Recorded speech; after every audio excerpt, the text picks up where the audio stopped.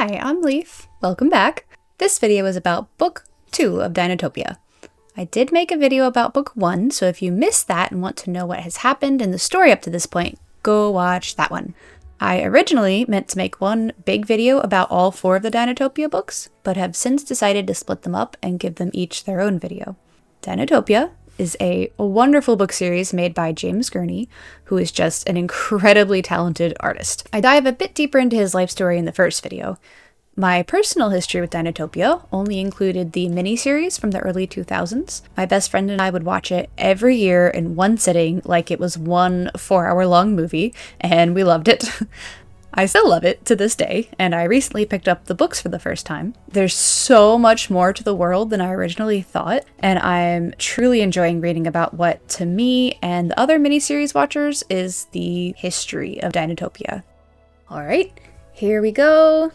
Dinotopia Book 2. It's called The World Beneath. So Book 2 opens with a short recap of what happened in the first book. Arthur Denison and his son Will get shipwrecked onto this island, Dinotopia. During their first 4 years there, Will becomes a Skybax rider, which is the flying dinosaurs, the good ones. And his father Arthur takes to the underground. He goes to discover what's in the world beneath. His adventures to the world beneath have become to be known as the Denison expedition. That is how this book begins. Then after that short recap, we go to the beginning of our story. It opens in Waterfall City, where Will and Arthur live. Arthur has developed a flying machine that is modeled after a dragonfly. It's called a dragoncopter, and he's letting his son test pilot it for the first time. So Will is going to go up and fly this thing. Bix is a little concerned about his safety because he's a reckless 16-year-old boy. So Bix asks Cirrus, his Skybax, to follow him to make sure that nothing goes wrong, and he's there to protect him. It goes okay for a little bit. The steam engine of the dragoncopter only has 5 minutes of airtime, so he goes up and he's doing all these little tricks, and then one of the 4 wings stops working, and he is about to crash into the waterfall, but at the last second he jumps out and lands on Cirrus's back, and they fly away. I love this picture. It's on the cover of the book too, but the picture of his triumphant landing with Cirrus with his wings around him. Such a gorgeous photo. We find out that Arthur's new goal in his new life in Dinotopia is to develop machinery that can help improve everyone's life, he believes. Bix is a little more skeptical. She says that machines have no heart, no sense, no love for you. So this is going to be a big theme throughout the whole story. Machines versus dinosaurs, essentially. Then we follow Will into his father's laboratory, and they have a discussion about how his test flight went. Arthur tells Will that he wants to create new ways for people to travel, including out of Dinotopia. And Will points out that steam engines, it won't last that long. They can't get them that far away.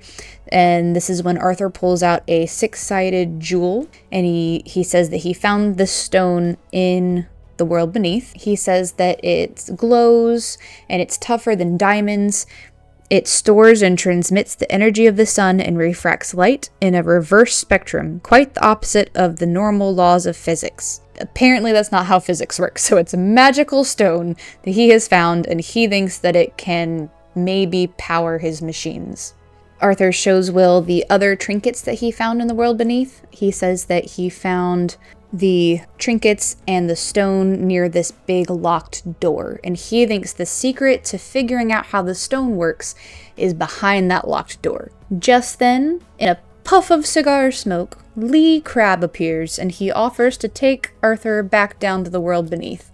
Arthur is skeptical because Lee Crab's kind of a sketchy character, so he tells him he will consider it, but that he has planned a big council meeting with all of the elder dinosaurs and humans, and they want to talk about it there first. So during this meeting, I love this little piece of world building. He shows how the whole meeting works with the humans sitting in these really tall chairs to reach the table that the dinosaurs sit at, and there's a little dinosaur in the middle of the round table that is taking notes.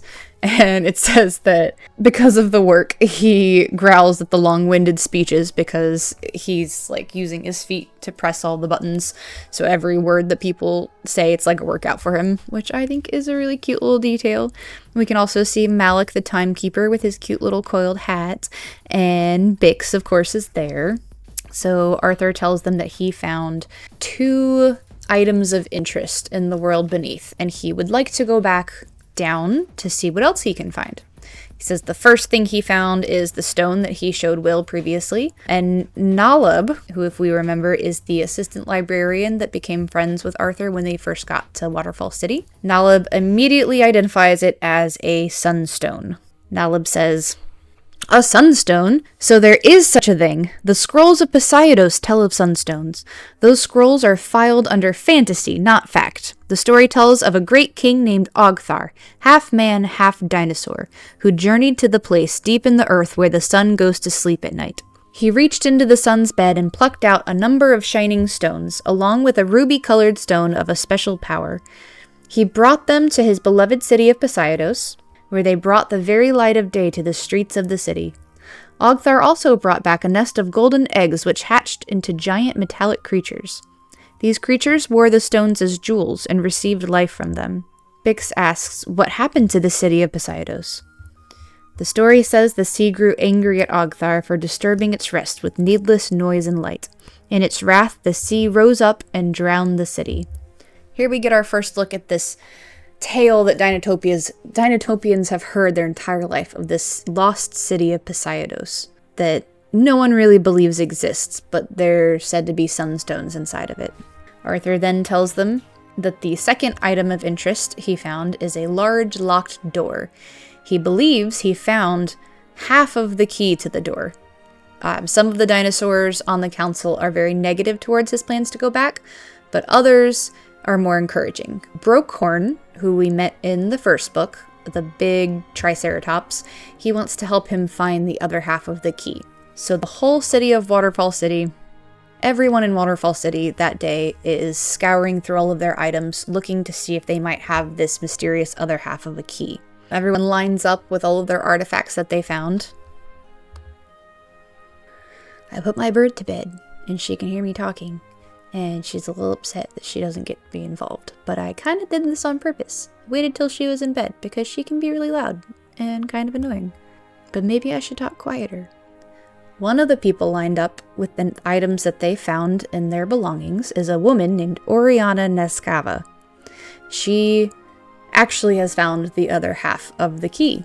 She tells them that this key is her birthright, and that it belonged to her parents before someone stole it long ago. Stole the half of it long ago.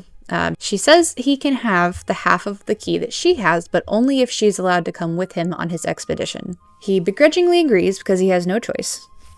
And they do hire Lee Crab to take them down there. So our crew that sets off back down to the world beneath is Arthur and Bix, Oriana because she has half of the key that they need, and Lee Crab because he has a submersible and it is underwater, so they have to have a way to get down there. Will gets called away to help the Skybax riders accompany a convoy through the dangerous rainy basin where the Tyrannosaurus Rex lives. Rex is the Tyrannosaurus Rex. Our expedition finds themselves at a place called the Blackfish Tavern, which is where the disreputable people congregate. And we find out that Crab does not have his submersible anymore. He lost it in a betting match to a man named Mud Dog. In another gambling match called Spinners, Crab wins back his ship. It's called the Remora, but the entrance to the caves is too far for their submersible to reach on its own. So Bix and Oriana arrange with some underwater dinosaurs to tow them most of the way there. Eventually they get attacked by another large underwater dino called I don't know if I want to even attempt at pronunciations. Called a Dunkleosteus? I don't know. A big fish. It rips off one of the claws of the Remora. Oriana manages to plug the hole, but their escort dinosaur that was towing them does leave them behind. After making their way through these winding passages, they finally reached the point that Arthur and Bix had to stop at before, which is this large door. Oriana joins the two key halves together, and together she and Arthur open the door with their hands lightly touching, which is a little foreshadowing there. Behind the door, they see a beautiful landscape. Oh, such a gorgeous landscape. Look at that. All those colors. With like pools and towers. And then we go see what is happening with Will. So Will and Sylvia have been hanging out with the people that are going to make up the convoy. They're called Bonabins. Will and Sylvia, then the other Skybax riders, are hanging out in Bonaba before the convoy leaves. They spend many quiet, peaceful days there, and we get to see a little slice of life in this little corner of Dinotopia. We get to see the little house pods and little trinkets. We get to see how they entertain their children, the masks that they've made. It's all very pretty and peaceful, and I like this picture here. This is very pretty. Will, in typical teenage boy fashion, makes up a new sport called the Flying Start, where it looks like they jump off of Bronchiosauruses onto the Skybax's back. Such a teenage boy thing. While they're there, a little Triceratops is born, named Strongbrow, of the line of Greyback, so it's Brokhorn's grandson. They nickname him Stubbs. But he quickly gets sick, and their herbalist doctor, the Green Man, finds a single medicine that will help him, but they're almost out of it. It's called calamite, and it only grows in the rainy basin. So Sylvia and Will are tasked with not only protecting the convoy as it travels across the rainy basin, but also keeping an eye out for this calamite. I also want to take a minute to look. This is probably my favorite picture in the entire book. This is while they're searching for a medicine for Stubbs, and they are looking through some place called the Garden of Hope. And I just think it's gorgeous. So pretty. He's so good at coloring and lighting and emotion. The convoy sets out. Everyone is worried about the Tyrannosaurus, and worried that they won't be able to find the medicine. And someone comments that if only Bix were here to be our negotiator. Bix is really good at negotiating. So as he's following the convoy, Bill and Cirrus take a minute to fly off a little ways from the convoy to look for the calamites, and they stumble upon these ancient ruins. There's carvings at the ruins that show snake-tailed humans coming out of the mouths of Tyrannosauruses and Allosauruses. They also find a mask that looks like the face of a half-human, half-dinosaur. And as they're looking through the ruins, a Tyrannosaurus almost catches them, but Will is able to jump onto Cirrus's back just before the Skybax takes off without him, and they escape. And the convoy is not having a good time. But we will come back to that in a second. We now join the underground expedition again, and Lee Crab is complaining as usual. Crab only sees death and worthless finds all around him. Like, he just thinks it's been a complete waste of time. He's very negative. Bix tries to explain that the caverns once saved the lives of all the dinosaurs millions of years before, when terrible storms hit Dinotopia. Little Bix's face. Look at her. She's so cute. On this page, we're shown how Lee, Oriana, and Arthur see this formation of calcite, which kind of illustrates exactly where each of their mindsets are. Lee Crab sees a skull. Oriana sees a mother holding a child with two children by her side, and Arthur just sees the stone formation because he's got a very scientific brain and he's very factual. They then stumble upon a sunstone mine where Oriana has this little vision of all of her female ancestors that came before her. Her last name, Nescava, she says early in the story, means born from a cave, and she immediately felt at home in the caverns when they entered, so it's safe to assume that her family was originally from the world beneath. They find a little statue of Ogthar, and Bix tells them when you combine humans and dinosaurs, the new race is called Anthroceratops, and they are known for their great powers of wisdom, to which Arthur asks which half contributes the wisdom.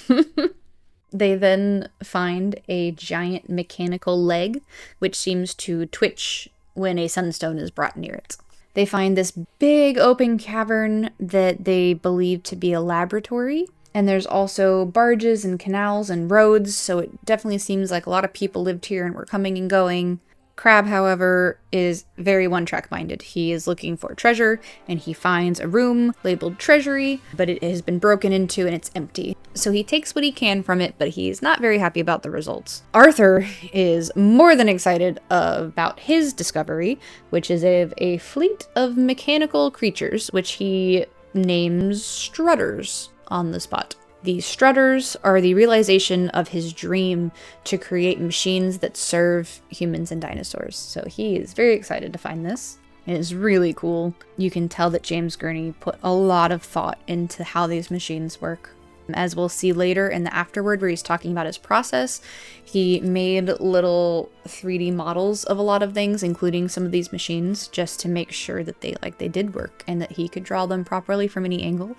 And I just think that's so cool. Crab climbs to the top of this really big tower, and he repositions this giant sunstone so that it can charge up all the little sunstones that are inside of the strutters. Vix is clearly uneasy about these machines, as we've seen her be all along about machinery. And Crab suggests that they take 2 of the strutters and leave through a passageway that he saw from the top of the tower. As they're leaving, we get this description. Having legs instead of wheels allowed the strutters to climb stairs and jump across narrow gaps with little difficulty.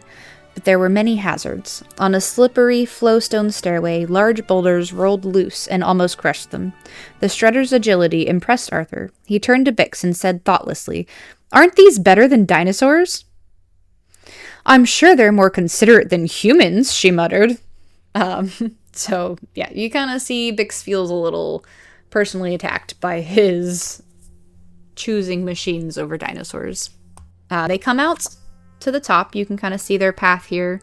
They come out into the rainy basin, which is a little nerve-wracking because that's where all the meat-eating dinosaurs live, and they're not really sure how they're going to be received. But they come out and they immediately come across a guard from the Banaba convoy that Will's working with. So they soon join the convoy and are attacked by T-Rexes and Allosaurs.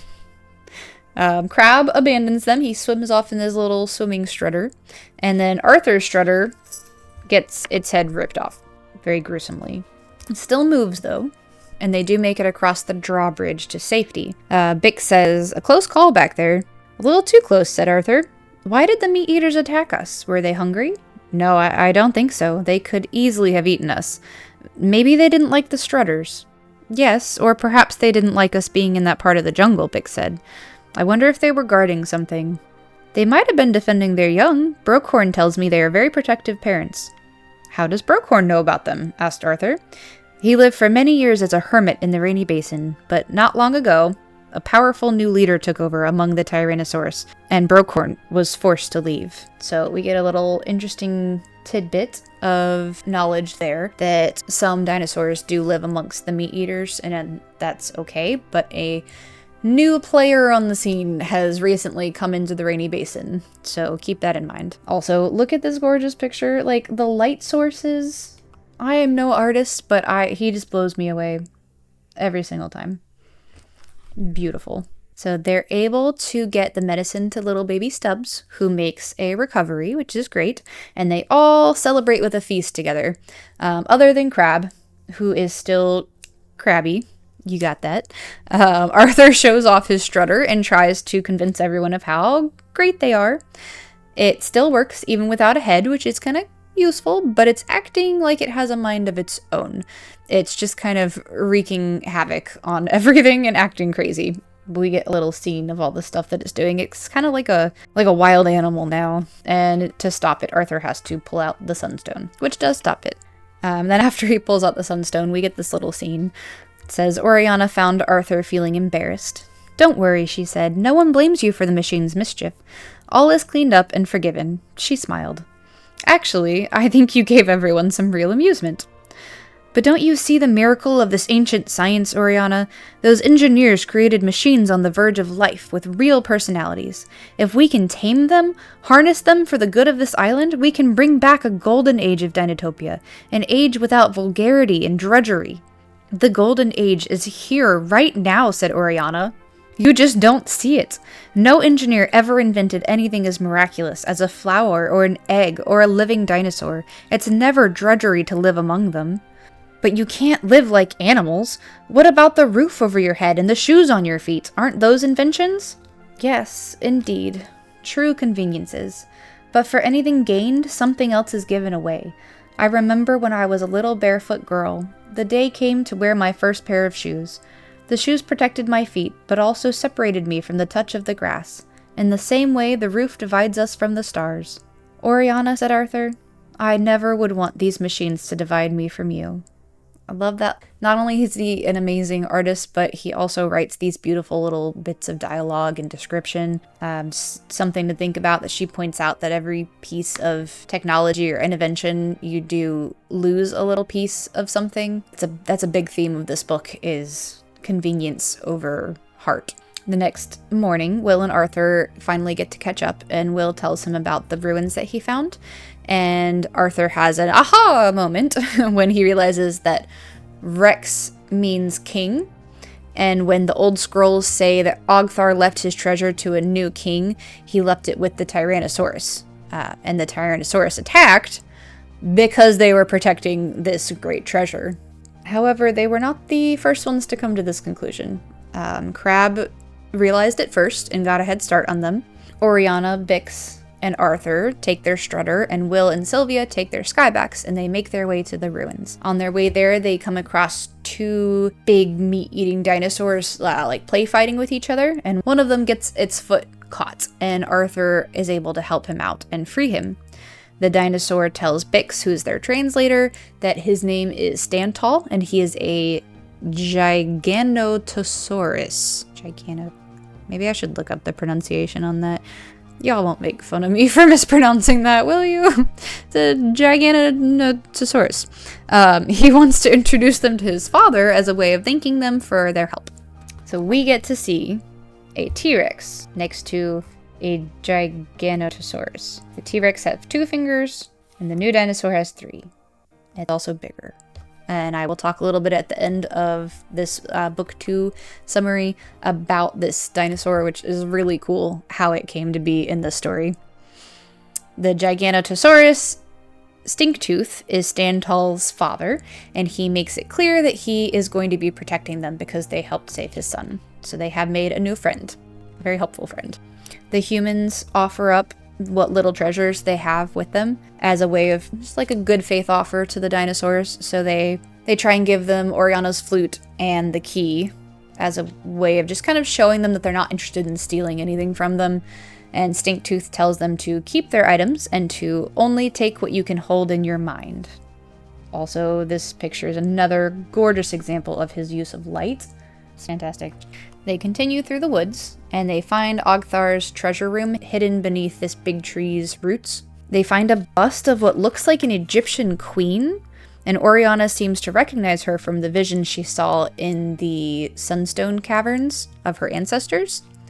Arthur says something cheesy about Oriana being his queen, and is clearly in love.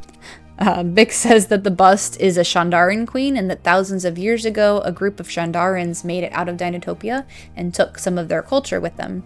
Apparently, Egyptians were heavily influenced by Dinotopian culture. I bet you didn't know that. Also, the Chinese got their idea of the dragon from them. And Arthur also puts together that our legend of Atlantis, which was run by Poseidon, the Lord of the Sea, is taken from Dinotopia's Poseidos, the city that is underwater. Poseidos is the town that we heard about at the beginning of the story, where the Sunstones were. They also find a camera and a box of daguerreotypes, which document the history of this lost city of Poseidos, proving that it existed and also giving the story of what happened to it. They built this city on an island in Sapphire Bay here. The foundation of the city was on top of a volcanic cavern, so basically no foundation. The dinosaurs eventually left the city when the humans became so dependent on the machines that they'd created, and the dinosaurs felt like they didn't belong anymore. A ruby sunstone was found, which had the power to It says, then during the crowning days of the Empire, a single ruby sunstone was found in the mines. This stone had the power to magnify dark desires and anything it touched, human or machine. Soon after this, the city flooded, and some of the people tried to rebuild the city in the underground caverns that we saw earlier, where they came across the Strutters, but eventually gave up and surrendered their treasure to the Tyrannosaurus as a way of making it through the rainy basin alive. Suddenly, a Lee Crab appears. He takes the Ruby Sunstone, and he makes a deal to Arthur. He says the two of them can leave Dinotopia with all of this treasure and all of the fancy science, and they can split the profits and build a fleet of Strutters and then come back and destroy what he calls the Scalies, which is a nasty term for the dinosaurs.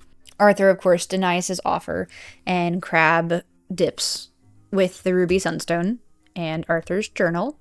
He hops into his Strutter and destroys Arthur's Strutter and then makes his escape. Stinktooth lets Arthur climb onto his back, and they chase after Lee Crab. So they have this great chase on top of these giant dinosaurs.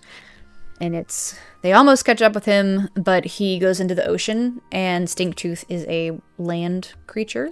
So Arthur jumps off of the dinosaur and onto the Strutter, and he's holding on, and all he can do is rip the Ruby Sunstone off that's powering it, and he just chucks it as far as he can. He pulls Crab out of the Strutter before it sinks to the bottom of the ocean, and they're rescued by some Skybax.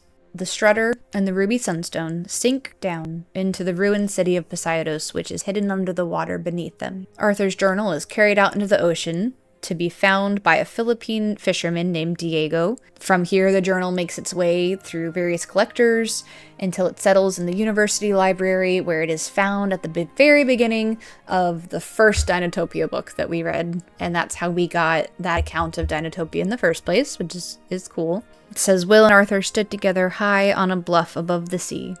I think my sketchbook is gone for good, Arthur said. Let's hope it is for good, Will replied. Whoever finds it will know a lot more about this island. They probably won't believe it, reflected Arthur. And if they do, well, better knowledge than ignorance. So all's well that ends well. Oh, that's stupid. So that is the end of our tale. Crab is placed under careful watch, and Stinktooth returns to the rainy basin. Bix loves telling her story of the expedition, and she tells it to everyone that will listen. And these stories get passed down through generations, and Oriana and Arthur end up together. Surprise! And they live in Waterfall City. Very pretty. It kind of looks like something out of Harry Potter. Alright. So I don't know if I'm going to put this at the end, the very end of the whole video, or after each book, but the first Dinotopia book I have is one that my friend found at a thrift store a long time ago. It's an older edition, and it didn't have any afterword or anything. But this second book I recently bought, and it's the 20th anniversary edition, so it had not only a foreword but an afterword, and I got to learn a lot about the process of the story. Apparently, James Gurney, as soon as the first book was finished, it was at the printers, it wasn't even published yet, he went to Puerto Rico to explore caverns as research for the expedition. He also went snorkeling so he could draw the underwater scenes. He flew to Niagara Falls so he could do that whole opening scene where Will was flying the machine through Waterfall City. And I mean, this man, he's just dedicated. Very dedicated. It's awesome. He outlines his process of creating the book, and just so much more effort went into this than I initially realized, but I guess it makes sense because it's not just a story that's told with words, it's also told with pictures, and you have to plan all that out, and that's a lot. So the first thing he did, he said, is a written outline, and then he did a storyboard. Storyboard he did with markers and pens to make little abstract sketches so he could kind of get an idea of what it's going to look like. Each sequence or story unit is restricted to a color gamut, he says. He also did little business card size paintings with a large brush so that he could just focus on color and not details, to see how each color scheme throughout the book would look with the other color schemes. He also made little 3D figures that he calls maquettes. I don't know if I'm pronouncing that correctly. He built a Strutter by what he calls kit bashing. which he took different robot model kits and took them apart and made an amalgamation of them to create a little strutter, which I think is really cool. And then he did the final paintings in oil. It's oil paintings. He said he set a schedule of 10 pages a month or a finished page every 3 days, which I cannot even imagine.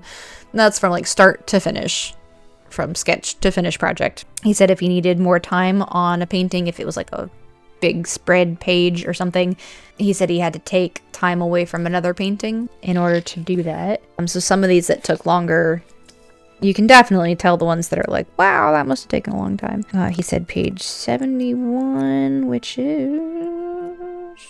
Ah, yes, the Garden of Hope one. Oh, I love that. So pretty. So yeah, that one definitely took longer. He said these took from a week to a month to finish, these bigger paintings. He said a handful of paintings were standalone and released as prints, and these took from a week to a month to finish. This one here is an example of what he was talking about, which you can see. It's definitely, there's not really any main characters in it. It's kind of generic, very finished product looking. I would buy this for sure. It's gorgeous. Also, this little one here I would buy. And then also another one he mentioned specifically is the Garden of Hope painting that I said was my favorite in this book. Another thing he talks about in the afterword is the dinosaur, the Giganotosaurus. And I said I would come back to that later, so here we are. If my cat's tail would get out of the way. James Gurney had a dinosaur specialist, a friend that he met at a science fiction convention, who was a paleontologist. His name was Michael Brett Sherman. So they met at a science fiction convention as Gurney was writing the first Dinotopia book, and Michael helped him develop the dinosaur stuff using his paleontology knowledge to make sure that everything was as accurate as possible. So while he was writing the second book, he told him about a new discovery that was made by a Dr. Rodolfo Coria. While he was writing this, they found a meat-eating dinosaur that was even bigger than the T-Rex. Dr. Coria gave Gurney permission to be the first one to paint this dinosaur's portrait based on its fossils. He tries so hard to make these books as accurate as possible. Like, obviously it's still like fantasy and fiction, but he wanted it to be accurate, and he put so much effort into this that he became intertwined with these paleontologists, and it got to feed into his book, the discoveries as they were happening. Gurney asked Coria what color he wanted his dinosaur to be, and Coria said, "That's your problem." So Gurney made it for this book colorful, based on birds and reptiles in nature, and he wanted it to seem more impressive, and I like that. I like that a lot. And then later for National Geographic, he got to make 2 pieces of art of this new dinosaur. The first one was showing the Giganotosaurus skull next to the T-Rex skull, so you could see how they were different. And the second one was of the dinosaur running. For this one, he used more conservative colors than he did in the book, because it was going to be a National Geographic and he didn't want to go too crazy. Since he did this painting, they discovered that these larger dinosaurs probably didn't have the leg structure to run really fast. So he says if he were to do this painting again, he would just show him walking quickly. He says a walking dinosaur may not be quite as impressive as a running dinosaur, but as long as he's walking faster than his prey, it's fast enough. And I find that very inspirational. Scientists now think that dinosaurs were covered in feathers, but Gurney believes that artists should leave their previous work alone as much as possible. So instead of updating the dinosaur to the current knowledge, all he did for this 20th anniversary edition is he wrote Arthur's notes by hand. They were previously typed out instead of handwritten.